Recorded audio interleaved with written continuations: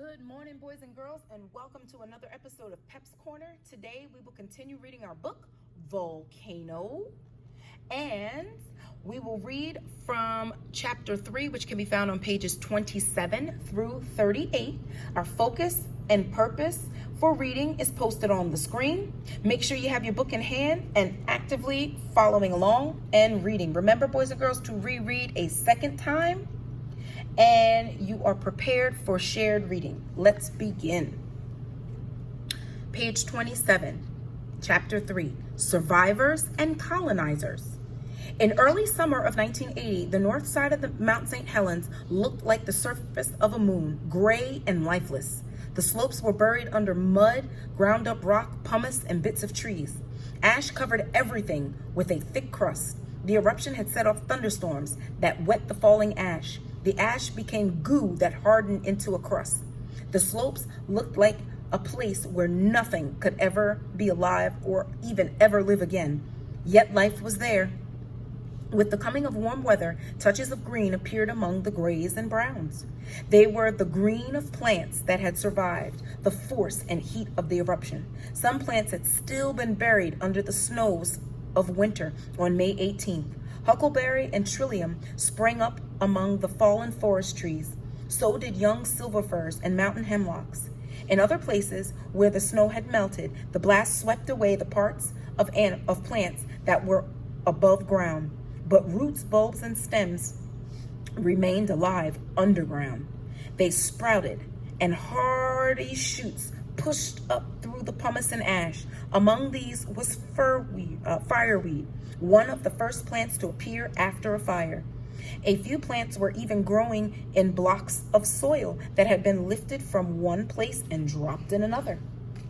And you will see on the next few pages, again, some live photography shots of actually what those geologists took. And you'll see some evidence of the trillium and things, other flowered like huckleberry plants that are kind of growing through and sprouting. Continuing page 30, some small animals had also survived under the snowpack or below ground. They were chipmunks, white-footed deer mice, and red squirrels.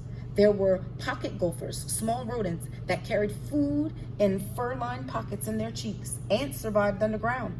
So did eggs laid by insects. Many other small animals, such as springtails and mites, lived through the eruption in their homes of rotting logs. Snow and ice covered a few lakes on May 18th. Here, fish, frogs, salamanders, crayfish, snakes, and water insects were alive on May 19th. Natural scientists also found more kinds of bacteria than they could name. They found fungi, which are sometimes also called very simple plants. Fungi lack the green coloring matter called chlorophyll and cannot make their own food, as green plants do. They take their nourishment from other living things or from once living things, like rotten wood. Fungi can reproduce in several ways. One is by making spores, which are small as specks of dust. Fungus spores are everywhere. When conditions are right for them, they sprout and grow. In the summer of 1980, scientists at Mount St. Helens saw fire fungi, which often appeared after forest fires. Their spores need great heat to sprout. Both fungus spores and bacteria are very light. They can travel thousands of miles on the wind.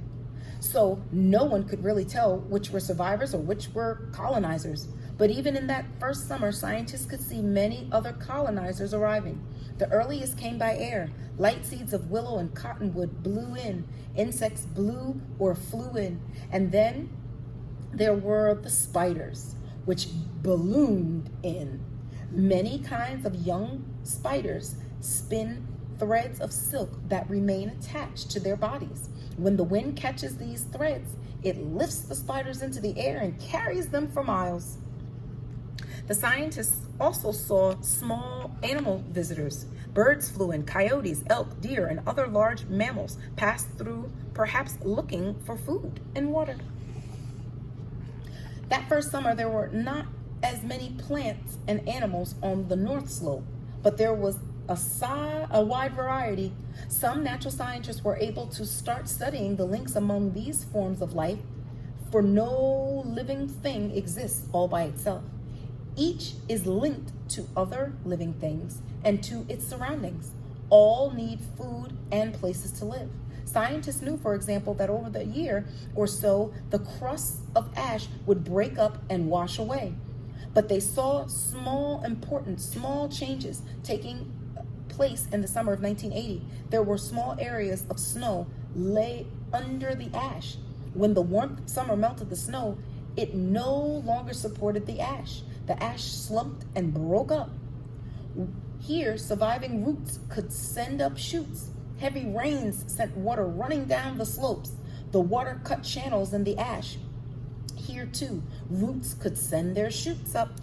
Deer and elk wandered through, and they fed on some of the plants, but their sharp hooves broke up more of the ash. Like other animal visitors, they brought in seeds. Some seeds had stuck to their coats. Others were in their droppings. Yup, droppings means poop, boys and girls.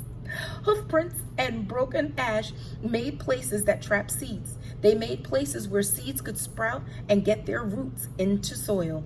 They made places where plants could grow. In time, these plants would form seeds. The seeds would colonize other plants, and every plant that grew would help still other forms of life. And you can see on these next few pages the different types of plants and some of the different animal tracks that they saw, signs of life.